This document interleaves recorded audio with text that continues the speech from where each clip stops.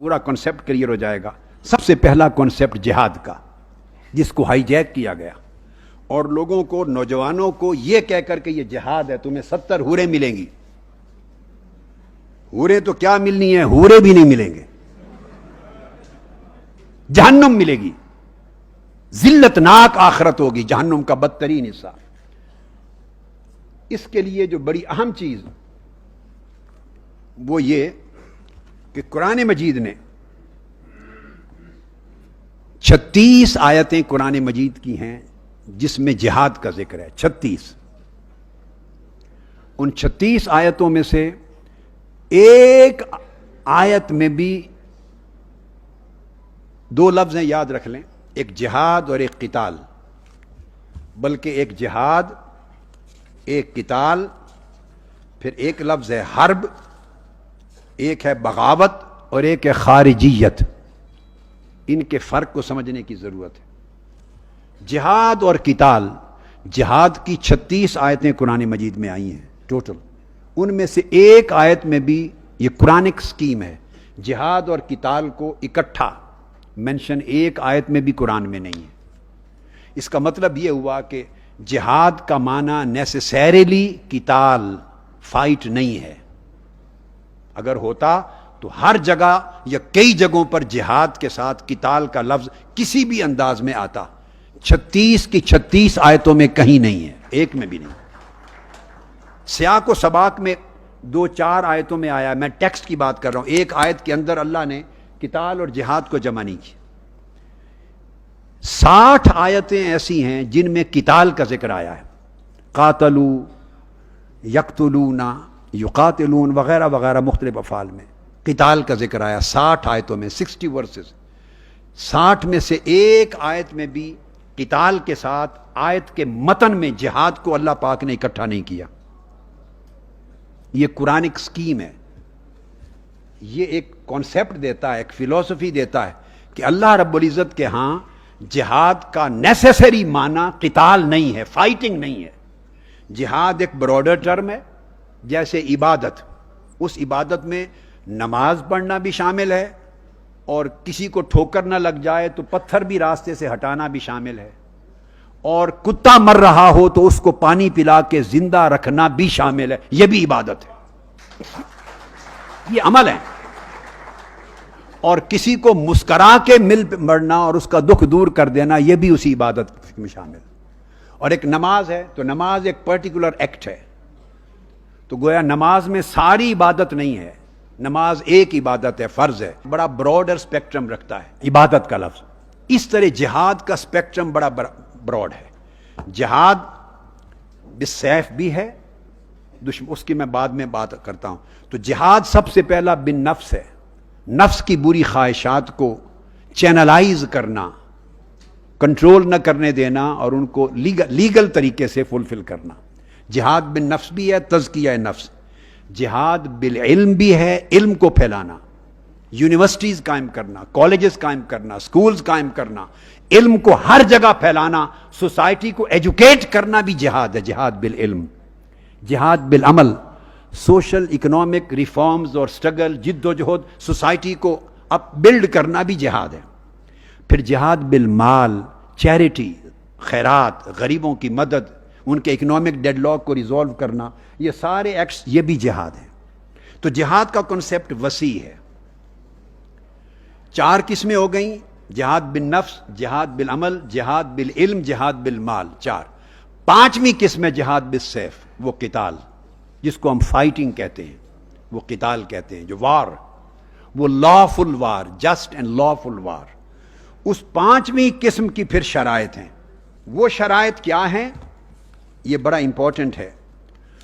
وہ جہاد جس کو ہم قتال کہتے ہیں، جس کا یہ نام لیتے ہیں اور کہتے ہیں کہ یہ جہاد کر رہے ہیں، ہم جو گن چلا رہے ہیں، اس جہاد کا کانسیپٹ یہ ہے کہ اس کی 4 صورتیں، قتال جس کو کہہ رہے ہیں ہم قتال، اس کی جو صورتیں ہیں جو بیان کی گئی ہیں، وہ اللہ رب العزت نے ان کی صورتیں بنائیں۔ پورے قرآن کو الحمد سے والناس تک پڑھ لیں، اور حضور علیہ السلام کی 23 برس کی پوری سیرت طیبہ کو پڑھ لیں. میں اتھارٹی کے ساتھ یہ بات کر رہا ہوں. I am responsible for that. Quran اور حدیث، سنہ اور سیرہ، 4 شکلیں ہیں کل اس جہاد بالقتال کی، جہاد بالسیف کی، جو قرآن بیان کرتا ہے. اگر کسی کا دین و مذہب قرآن اور سنت رسول سے نکلا ہے تو اس کو ان کا پابند ہونا ہے. اگر اس کا مذہب اور آئیڈیالوجی قرآن اور سنت رسول سے خارج ہے پھر وہ ذمہ دار ہے، وہ پھر خود کو مسلمان نہ کہے اور اس کو جہاد نہ کہے، اسلامک آئیڈیالوجی نہ کہے. پہلی جنگ ہے ڈیفینسو وار. دشمن آپ پر حملہ کر دے، آپ کو رائٹ آف ڈیفینس ہے. اس کو یو این او بھی مانتا ہے، انٹرنیشنل لا مانتا ہے. غزوہ احد ڈیفینسو وار تھی.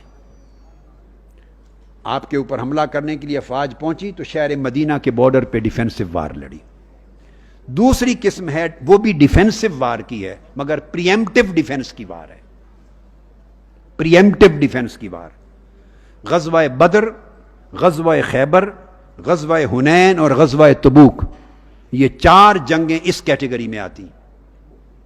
وہ کیا ہے کہ دشمن آپ پر حملے کی تیاری مکمل کر چکا ہے. دشمن اٹیک کرنے والا، فوجیں جمع ہو چکی ہیں، آپ کو کنفرم ہو گیا، کوئی شک اور شبہ ہی نہیں رہا.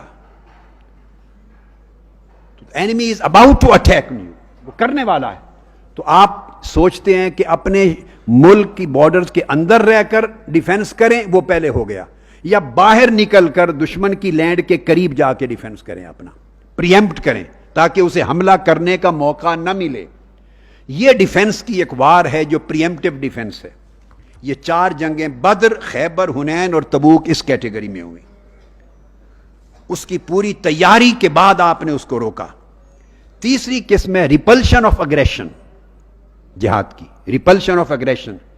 وائلنس ہو رہا ہے وہاں کے کمزور شہریوں پر، مسلمانوں پر، وہ قریب ہیں آپ کے ساتھ، حدیں ان کی ملتی ہیں، آپ کے اوپر لائبلٹی ہے، ظلم ہو رہا ہے، ہیومن رائٹس ابیوز ہو رہے ہیں، دہشت گردی ہو رہی ہے، قتل و غارت گری ہو رہی ہے، ان کو کوئی حفاظت دینے والا نہیں، وہ چیخ رہے ہیں، پکار رہے ہیں. اس کو انٹرنیشنل لا ویلڈ قرار دیتا ہے. اور یہ جنگیں کئی اسی نام پر ہوئیں. ڈیپینڈ کرتا ہے کہ آپ یوز کرتے ہیں صحیح یا مس یوز. تو یہ جو ریپلشن آف ایگریشن میں ہے یہ جنگیں ہیں. اور یہ جنگیں آقا علیہ السلام نے کئی مرتبہ ان جنگوں میں انوالو ہوئے اور اکثر جنگ کی نوبت نہیں آئی، پیس ٹریٹی ہو گئے.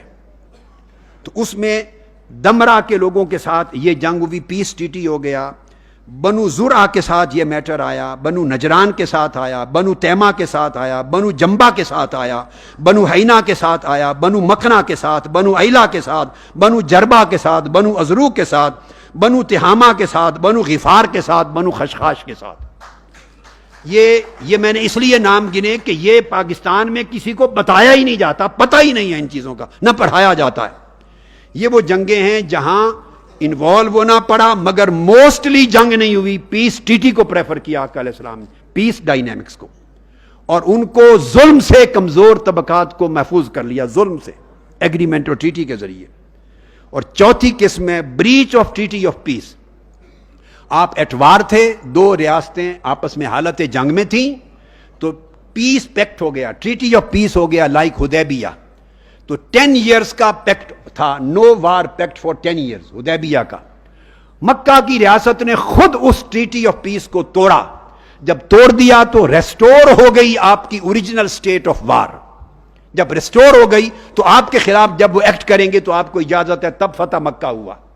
اگر وہ نہ توڑتے مکہ والے تو حضور علیہ الصلوۃ والسلام نے 10 ایئرز کا ٹریٹی آف پیس کر لیا تھا، سائن کر دیے تھے. یہ چوتھی صورت ہے.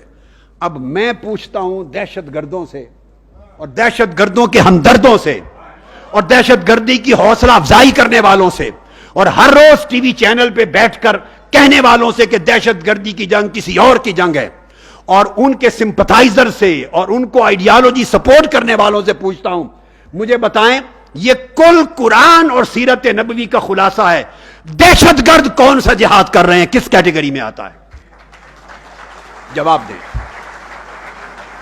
کس کیٹیگری میں آتا ہے؟ یہ جہاد کی کون سی قسم ہے؟ اس کا سنت رسول کی کس اینگل کے ساتھ تعلق ہے؟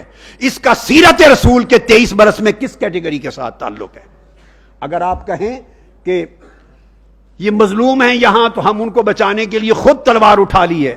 تو ان سے بڑھ کر مکہ میں لوگ مظلوم تھے, اور آقا علیہ الصلوۃ والسلام نے کسی خود اسٹیٹ ڈیسائیڈ کرے تو اس کا پریروگیٹو ہے, مگر آپ نے کسی صحابی کو, کسی آرگنائزیشن کو, کسی طبقے کو, کسی ٹرائب کو, کسی قبیلے کو اجازت نہیں دی کہ مکہ کی ریاست میں جو ظلم مسلمانوں پر ہو رہا تھا انتہا درجے کا, کہ آن دیئر اون وہ جا کے بدلہ لے لیں یا مکہ کے کفار و مشرکین کو قتل کر دیں. جب 10 برس میں اسٹیٹ نے ایکٹ کیا تو کیا خود, because holy prophet was head of the state, he himself took the decision. انہوں نے اسٹریٹجی بنائی, مگر صحابہ کرام سے بڑھ کر ایمان آ گیا ہے آپ لوگوں کا. نہ کسی صحابی نے جا کے وہاں لوگوں کو قتل کرنا شروع کیا, نہ کسی گروپ نے, نہ کسی قبیلے نے. آقا علیہ السلام نے منع کر دیا. یہ پریروگیٹو ریاست کا تھا. کسی فرد کو, کسی ایک جماعت کو, خواہ وہ طالبان کہلائیں خود کو, خواہ وہ آئیسس کہلائیں, خواہ وہ القاعدہ کہلائے, خواہ وہ کوئی نام دیں, کسی جماعت اور لیڈر کو یہ حق نہیں ہے کہ وہ از خود تلوار اٹھائے اور کسی بھی نام پر وہ جنگ لڑیں, قتل عام کریں اور لوگوں کی زندگی اجیرن کریں اور نام دیں کہ ہم غریبوں, مظلوموں, کمزوروں کا دفاع کر رہے ہیں. یہ قرآن اور سنت اور سیرت رسول کی کسی ایک کیٹیگری میں نہیں آتا. یہ خود جبر ہے, کرمینلٹی ہے, it is brutality, it is violence, it is totally in violation of the teachings of Quran and Sunnah. اس کی کوئی جگہ نہیں ہے without any ifs and 10 نور عطا ہوں گے. آخری حصہ میری گفتگو کا, جہاد اس جنگ کو کہتے ہیں کہ جو میں نے پہلے شرائط بیان کر دی, in addition to that, کہ جس جنگ میں عورتوں کو نہ مارا جائے, یہ حدیث بخاری اور مسلم میں, بچوں کو نہ مارا جائے, بوڑھوں کو نہ مارا جائے, جس جنگ میں بیمار کو نہ مارا جائے, جس جنگ میں گرجا اور ٹیمپلز اور چرچ میں کام کرنے والے, عبادت کرنے والوں کو نہ مارا جائے, جس جنگ میں فلاح کو یعنی فارمرز کو نہ مارا جائے, کسانوں کو نہ مارا جائے, تاجروں کو نہ مارا جائے اگر وہ سارے نان کمبیٹنٹ ہیں, خدمت پیشہ افراد کو نہ مارا جائے, امبیسڈرز کو نہ مارا جائے, حتیٰ کہ رات کو اچانک حملہ نہ کیا جائے سوئے ہوئے پر, نان کمبیٹنٹس کو نہ مارا جائے. یہ ساری شرائط بیان کر کے بنیادی چیز یہ انہوں نے واضح فرمائی کہ یہ حکم اس لیے ہے, یہ حکم کہ اگر کسی جنگ میں نان کمبیٹنٹ سیولینز اور یہ طبقات مارے جاتے ہیں تو حضور علیہ السلام نے کیٹیگوریکلی فرما دیا کہ اس کو کسی بھی ٹائٹل میں جہاد کا نام نہیں دیا جا سکتا. وہ جنگ جہاد نہیں ہے, وہ جنگ کلیتاً بروٹیلٹی ہے اور وہ دہشت گردی ہے. اور آخری چیز بڑے اختصار سے بڑی امپورٹنٹ چیز بتا کے ختم کرتا ہوں. ایک اور دلیل جو نیریٹو دیتے ہیں اور ہم اس کا کاؤنٹر نیریٹو دے رہے ہیں, وہ کہتے ہیں یہ دار الکفر ہو گیا ہے, اب یہ دار الاسلام نہیں رہا, دار الحرب ہو گیا ہے. اس کے اوپر پھر حنفی, مالکی, شافعی, حنبلی تمام اسکالرز کا, مذاہب کا اتفاق ہے کہ ایون اگر اسلامک لاز نافذ نہیں ہیں, ایون اگر کرپٹ رولرز ہیں, مگر ان جنرل اسلام کے جو پلرز ہیں, نماز, روزہ, حج, زکوٰۃ اور شہادت توحید و رسالت, اس کو بین نہیں کیا گیا, اس کی اجازت ہے. مسجدیں بن جاتی ہیں, روزے رکھتے ہیں, حج پر جاتے ہیں. فرمایا تمام فقہا نے کہ اگر نماز اسلام کے جو پلرز ہیں, ارکان اسلام, اس کی پریکٹس کی اگر اجازت ہے, اگر میجورٹی پاپولیشن کی اور گورنمنٹ بھی اگر نان مسلم ہو, تب بھی وہ دار الکفر اور دار الحرب ڈکلیئر نہیں ہو سکتا. Even non Muslim government, population کی میجورٹی نان مسلمز ہو, مگر وہاں کلمہ پڑھنا بین نہیں, نماز, روزہ, حج, زکوٰۃ بین نہیں, مدارس بن رہے ہیں, مساجد بن رہے ہیں, وہ سوسائٹی. اور پھر کامن ایک آدمی کو حکومت کی طرف سے فار ایگزامپل یہ بین نہیں کیا گیا. ایک حکم بھی شریعت کا اگر چل رہا ہے نافذ العمل ہے تو اس کو دار الکفر اور دار الحرب ڈکلیئر نہیں کیا جا سکتا. اور کتب فقہ میں بدائع الصنائع اور اسی طرح شوکانی کی نیل الاوطار اور امام کاسانی اور اس طرح تھانوی اور ابن تیمیہ اور مختلف اسکالر, ابن قدامہ, دسوقی, تمام کتب میں ہے کہ اگر بالفرض آپ یوں سمجھ لیں کہ کفار کا بھی غلبہ ہو جائے، ان کی گورنمنٹ ٹیک اوور کر لیں، مگر آپ کو اجازت ہو اس میں نماز روزہ اپنے دین کو پریکٹس کرنے کی، وہ بین نہ کیا جائے، تو شرعن اور فقہن اس کو دار الحرب عوام الناس ڈکلیئر نہیں کر سکتے، دار الکفر نہیں، وہ دار الامن رہے گا، لینڈ آف نیوٹریلٹی رہے گی، اس کی پھر 5 الگ قسمیں ہیں، مگر دار الحرب نہیں ہے۔ اور یہاں تک بھی فرمایا کہ بعض احکام اسلام جاری ہوں، اور اگر غیر جو حکمران ہیں وہ انجسٹ گورنمنٹس بھی ہیں، تو آپ ان کے ساتھ پرامن طریقے سے ہر جنگ لڑ سکتے ہیں، مگر مسلح جنگ، بغاوت اور دہشت گردی نہیں کر سکتے، اور لوگوں کا جان و مال نہیں لے سکتے اس پلی پر کہ یہ دار الحرب بن گیا ہے۔ دار الحرب وہ نہیں بنتا۔ یہ تمام مذاہب نے، فقہا نے اس کو کلیئر کہہ دیا کہ یہ نہ دار الحرب ہے نہ دار الکفر ہے۔ اگر اسلامی قوانین نافذ اور عدل کے قوانین نافذ نہیں بھی تو آپ دار الاسلام نہیں کہیں گے تو دار المسلمین ہوگا، اس کو دار الحیات کہیں گے، دار الامن کہے گا، کامن لینڈ ہوگی، دار الامن کہیں گے، امن کا، مگر دار الکفر اور دار الحرب کا سٹیٹس نہیں دیا جا سکتا، تلوار نہیں اٹھ سکتی، بندوق نہیں چلا سکتے۔ دی آپ کو اس میں سے حصے لے لیں، تھوڑا لے لیں، زیادہ لے لیں، کئی کتابوں کو کمبائن کر لیں، یہ 25 کتابیں ہیں، 12 اردو میں ہیں، 12 انگلش میں ہیں، تو اردو عربی کی کتابیں ہیں، ان میں سے جو لیں، مگر کانسیپٹ کلیئر ہو کہ قرآن اور سنت کا تصور جہاد کیا ہے، تصور شہادت کیا ہے، دار الکفر اور دار الاسلام کا نظریہ کیا ہے، تلوار اٹھانے کی اجازت کس کو ہے، کس کو نہیں ہے، کن حالات میں ہے، کن کنڈیشن، کن شرائط کے ساتھ ہے، مسلم اور نان مسلم کا ریلیشن کیا ہے، کیا پتہ ہو اس قوم کو۔ وہ سمجھتے ہیں کہ اگر غیر مسلم کام کرتا ہے برتن کو ہاتھ لگا دیے، یہ سوسائٹی ہے، اس برتن میں پانی نہیں پینا۔ حضور علیہ الصلوۃ والسلام یہودیوں اور نان مسلم اپنے پڑوسیوں کو اور امہات المومنین صحابہ کھانا بیچتے تھے اور کھانا وصول کرتے تھے، ان کی امداد کرتے تھے، ان کے ہاں آنا جانا تھا، تعزیت کرتے، عیادت کرتے۔ ایک شخص کا جنازہ نکلا، آقا علیہ السلام جنازے کے لیے کھڑے ہو جاتے، ایک صحابی نے کان میں عرض کیا، یا رسول اللہ یہ یہودی تھا۔ حضور نے فرمایا یہودی تھا کیا انسان نہیں تھا؟ میں انسان کی تکریم اور احترام میں کھڑا ہوا ہوں، مجھے غرض نہیں کس مذہب سے تھا۔ تو رسول پاک کا جو دین ہے، جو آقا علیہ السلام لے کر آئے، جس دین میں نرمی ہے، محبت ہے، اعتدال ہے، برداشت ہے،